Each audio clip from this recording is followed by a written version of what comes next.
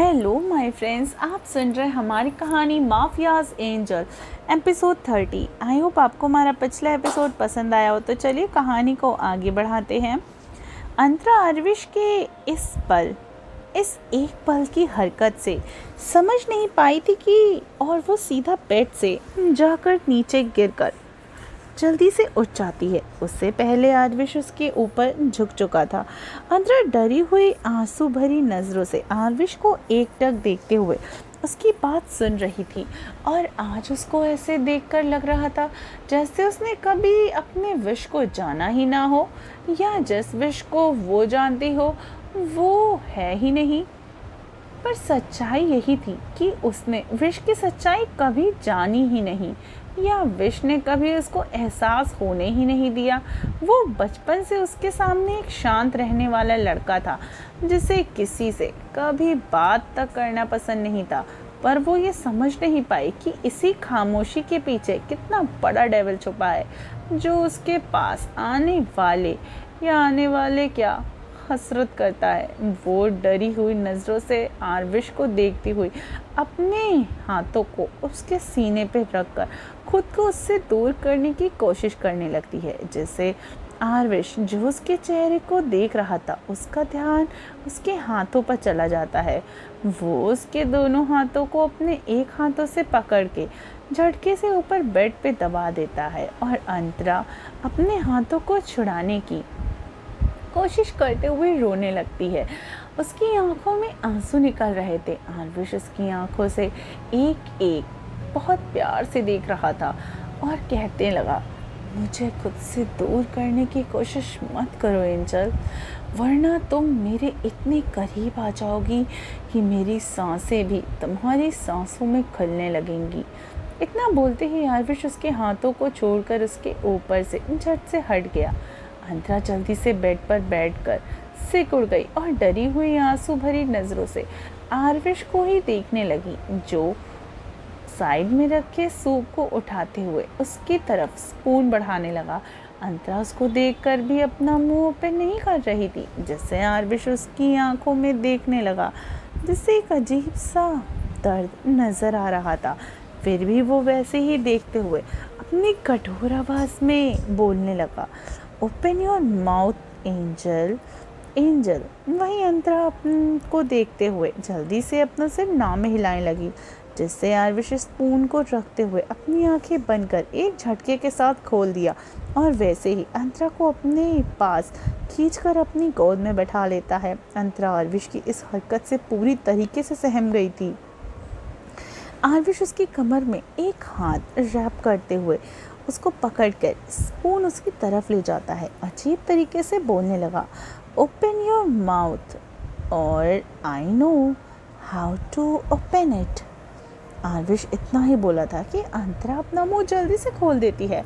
आरविश उसकी हरकत देखकर मुस्कुराते हुए उसको सूप पिलाने लगता है और कुछ ही देर में सूप खत्म कर साइड में रखकर एक ड्रॉ से एक मेडिसिन निकालकर उसके मुंह की तरफ बढ़ा देता है। अंतरा उस मेडिसिन को देखते हुए और डरते हुए बोलने लगी, ये किस चीज़ की दवाई है? हम ठीक हैं। आरविश तुम्हारा ब्लड प्रेशर हाई है, अपना मुंह खोलो। पर अंतरा उस मेडिसिन को देख रही थी, जिससे आरविश उसके गालों को हल्के से प्रेस करके उसको मेडिसिन खिला देता है। अंतरा को उसका टेस्ट बहुत कड़वा लगने लगा, जिससे वो जल्दी से पानी पीने लगी। आरविश उसको देख के मुस्कुराने लगा। वैसे ही अंतरा जल्दी से आरविश से दूर होकर बेड से सट गई। आरविश उसकी इस हरकत को उसको घूरने लगा, जिससे अंतरा जल्दी से बेड पर लेटते हुए पूरी तरह से ब्लैंकेट को खुद से कवर कर लेती है। आरविश उसको एक नज़र देखते हुए ही वहाँ से चला गया। कुछ देर के बाद ही जब अंतरा को एहसास हुआ कि रूम में अब कोई नहीं है, तो वो हल्के से ब्लैंकेट अपने चेहरे से निकालने लगी। वहाँ कोई भी नहीं था, रुककर दरवाजे भी लॉक था। अंतरा बेड पर बैठे हुए अपने घुटनों में मुंह छुपाकर रोने लगी। उसको अब खुद पर बहुत दया आ रही थी। उसने जिस इंसान से बेइंतहा प्यार किया, जिसे भगवान समझा था, वो उसके लिए सब कुछ था, वो क्या निकला?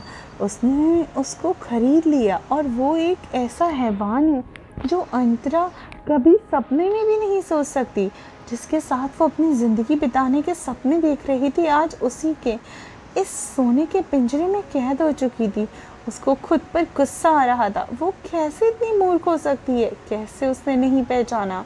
ऐसी कुछ देर तक वो रोने रही और मेडिसिन के असर के कारण उसका सर भारी होने लगा और वो वैसे ही नींद के आगोश में चली गई। आरबी संतरा के रूम से निकलकर एक अंधेरे रूम में चला गया जहाँ रोशनी का एकमात्र कतरा तक नहीं था। तभी उस रूम में एक अजीब सी हंसी गुजरने लगी। उसी के साथ वहाँ एक ब्लू लाइट बल्ब भी जल रही थी, जहाँ एक किंग साइज सोफे पर एक इंसान पीछे सर किए हुए बैठा था और उस रोशनी के सामने कुछ छोटे छोटे बच्चों की तस्वीरें नजर आ रही थी, जिसमें से एक 8 साल की लड़की और